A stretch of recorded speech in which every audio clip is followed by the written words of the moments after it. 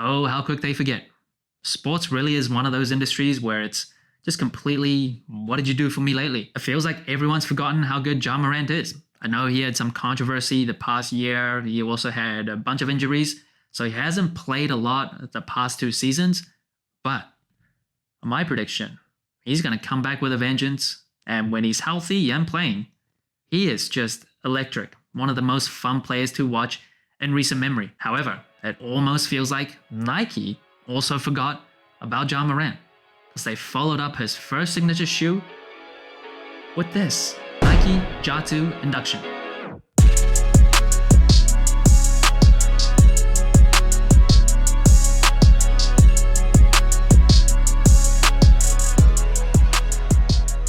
Now, the Ja2 Induction dropped on September 26th for $130. I believe was the first official colorway to release in the United States.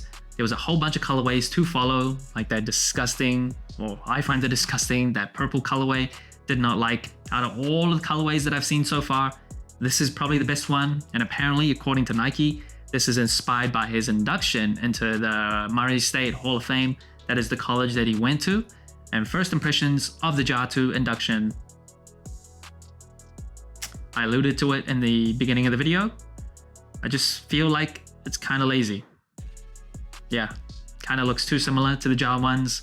For an exciting player, honestly, him and Anthony Edwards are two of the most exciting players in the NBA, and you come out with this as a follow-up.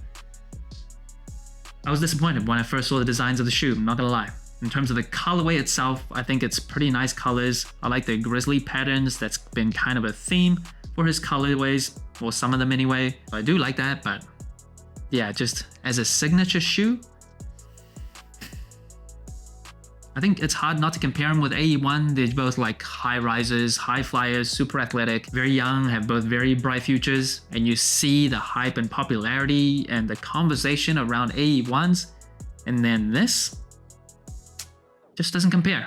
It does not compare. And on this shoe, it features a ballistic mesh upper with this thin layer. And you also see these grizzly scratch designs all over. I think that is a pretty cool look, obviously. Very pertinent to Ja Morant. And then on the medial side of the shoe, you'll see the words Midnight Series.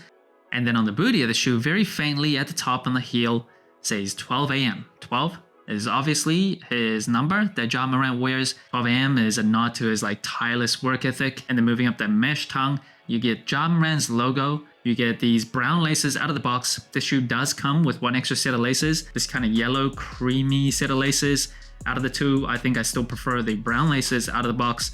But I do appreciate, for a pretty cheap shoe, all things considered, they were generous enough to throw in an extra set of laces. Now the Ja2s comes with a Cushlon midsole with a zoom edge just on the forefoot. I don't think it's Cushlon 3.0 like the Sabrina 2s. Feels kind of different on feet, and overall cushioning, it is not like the most plush cushioning. The responsiveness is okay as well. Not like the most bounciest type of cushioning. Would have preferred probably a zoom air in the heel as well. 5 years ago, more 10 years ago, I would have probably been fine with like a less plush, but firmer type of cushioning. But now, with my knees, I do prefer slightly softer and more plush cushioning. It does the job. Like, I won't complain about it if that's all I had to choose from. Not super low to the ground, but I think low enough where you get a pretty good core feel. But overall, there are better options at this price point, I think, for my knees, like the Sabrina 2s. And in terms of the outsole, a very unique type of pattern. It is actually inspired by the tires that Ja Morant would use when he worked out, when he was growing up. So those are semi-trailer tires, and there's a few details on this outsole. So on the outside, the lateral part of the shoe, you'll see 12 ski, second signature series. 12 ski, I believe, is the nod to Mount 12 ski that they built in Utah for the All-Star game at the launch of his first basketball shoe. And then around the swoosh and that cutout, you'll see 12, 12, 12, 12, 12, 12, 12 all over.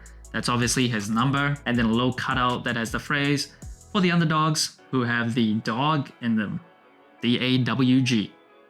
Ja Morant is a dog. And on the medial side of the shoe, where the arch begins, you'll see his family members' names. So Kari is his daughter, Tanaya is his sister, Jamie and T are his parents. So very family-oriented details on the shoe. And overall traction-wise, I think it's decent, but there are many better options in my opinion. The Kobe 9s, the EQLZ 24/7, those are just superb traction, even compared to like the AE ones. Similar price point as this shoe. I think the AA ones have better traction too. So if you're in a clean and well-maintained gym, this will do pretty well. But for this, I wipe my shoes a fair amount, not too much where it's like I can't play in these ever, but traction wise it is not elite. For outdoor use, this rubber is actually kind of soft, so durability wise I wouldn't do it. I would stick to indoors for the shoe. The insole of the shoe, it is like super glued, so I'm not gonna like rip it out and damage it, but pretty generic, not great insoles. In the box of the shoe, I will say I do like the colors on this box. It's pretty different, but it's subtle, not super out there. Jaws logo on the front. You can see it embossed as well on the side of the box. You'll also see 12 AM, just like the booty of the shoe. I like it. Now in terms of sizing, fit, lockdown, and support, I am a wide and flat footer. For the JAR2s, I just went true to size. I think it fits me pretty well. Lengthwise, widthwise, I felt pretty well contained.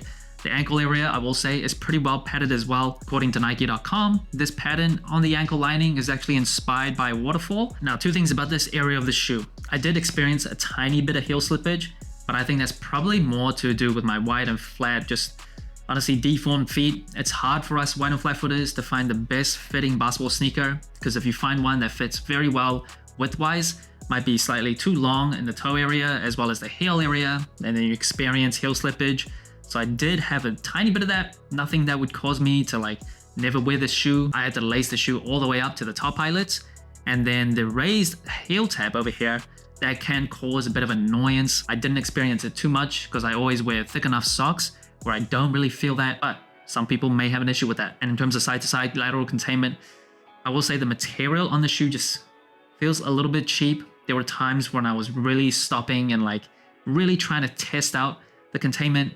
Felt like, even as a light player, I didn't 100% trust it. I felt like if I dug my feet hard enough, even if it's unintentional, maybe that 5% chance where my shoes kind of busted right out. So I didn't love that, but I will say the heel counter is pretty rigid. There is a midfoot shank plate in this shoe, so in terms of support in that area, it's pretty good. And that obviously provides torsional rigidity as well as kinetic energy return. The outrigger is decent as well, so that helps with containment.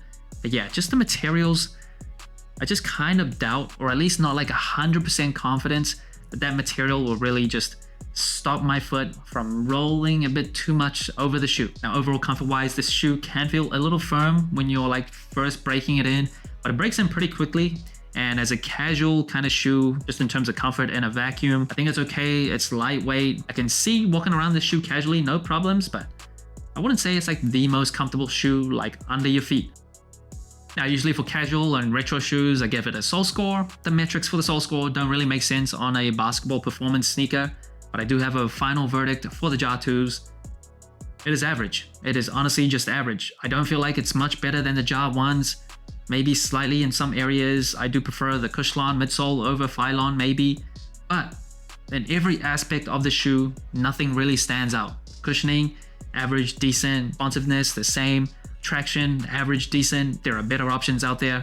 Support and containment, again, there are better options out there. And for someone like Ja Morant that brings so much excitement when he steps onto that court, I feel like he needs a sneaker to match. And I don't think the JAR2s match that type of excitement. So that's it. Thanks for watching Sole Inclined. Let me know what you think of the JAR2 induction. Like, subscribe, comment, all the good stuff. And remember, tomorrow may never come, so wear your shoes.